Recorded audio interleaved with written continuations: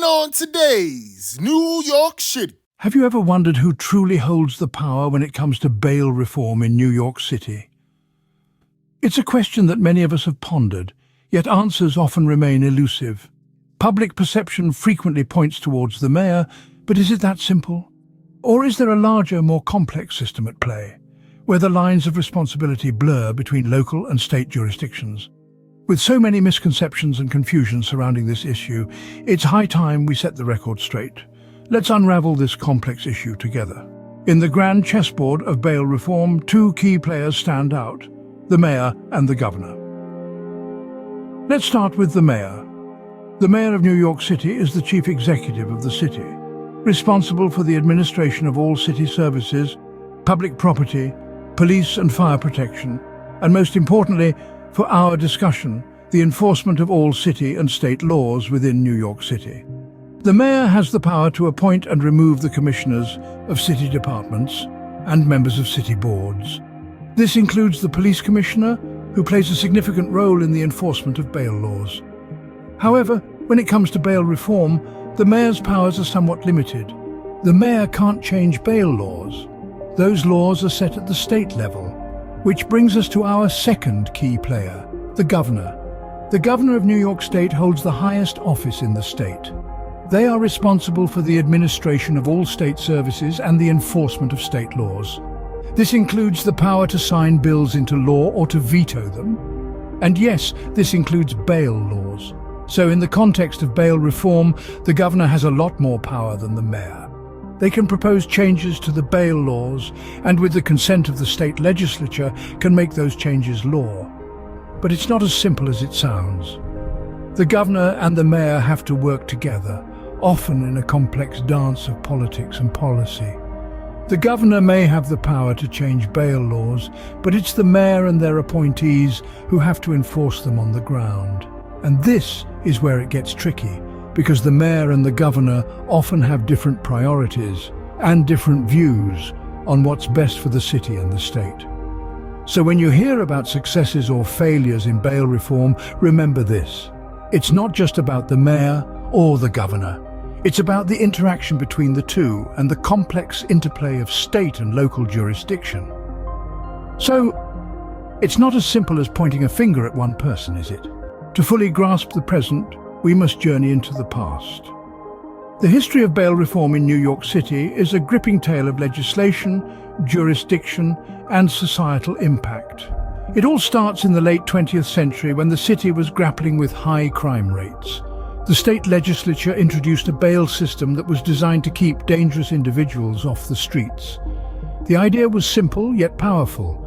If you want to stay out of jail while awaiting trial, you must provide a financial guarantee, often in the form of cash.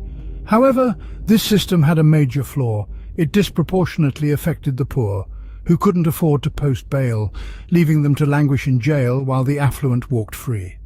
This stark inequality set the stage for a series of reforms.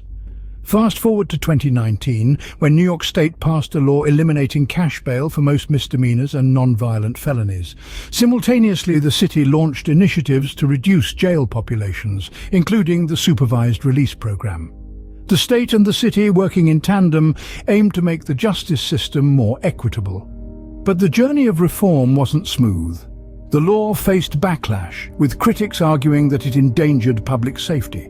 In response, the state rolled back some of the reforms in 2020, reintroducing bail for more offences. This tug-of-war between reform and rollback, between state and city, continues to shape the bail landscape in New York City.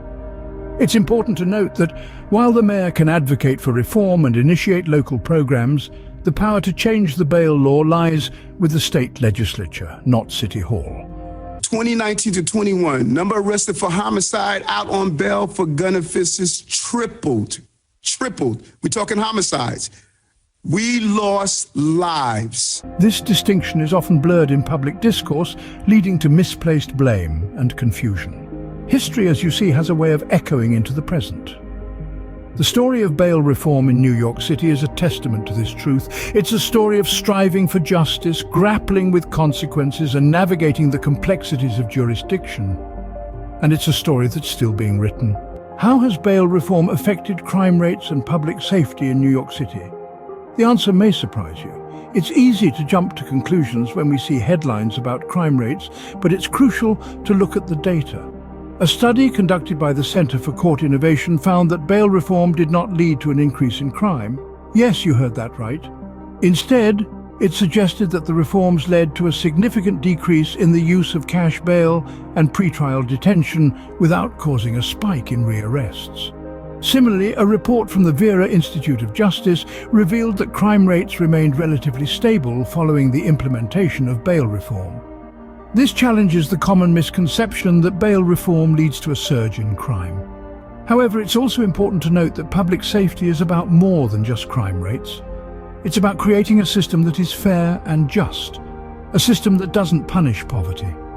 Bail reform aims to do just that by ensuring that people are not held in jail simply because they can't afford bail. So what does all this tell us? It tells us that bail reform, contrary to popular belief, does not necessarily lead to an increase in crime. It's a complex issue that requires careful consideration and understanding. Numbers, after all, don't lie. And now that we've uncovered the complexities of bail reform, what can we do with this knowledge? The simple answer is engage.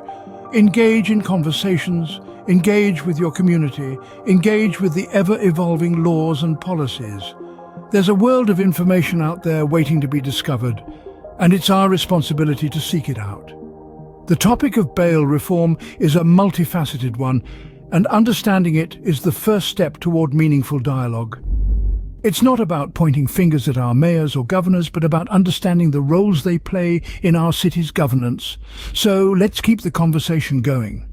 Let's dig deeper into the nuances of state versus local jurisdiction, into the historical context of bail reform and its impact on our city. Knowledge is power, and with power comes the ability to effect change. And change, my friends, is the lifeblood of progress. Remember, change begins with understanding. Keep asking questions, keep seeking answers. Until next time, stay informed.